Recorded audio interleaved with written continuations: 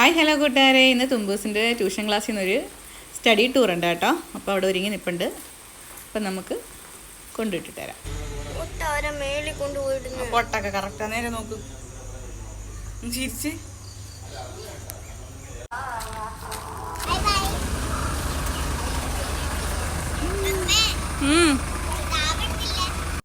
അവള് ചാവ് എടുക്കാൻ മറന്നുപോയി കേട്ടോ. അപ്പം എന്നോട് പറഞ്ഞായിരുന്നു ഫോട്ടോസൊക്കെ എടുക്കാൻ, ചാവും കൂടെ എടുത്തോണ്ട് വരണേ അമ്മയെന്ന് പറഞ്ഞു. അവർ വെയിറ്റ് ചെയ്യും നമുക്ക്.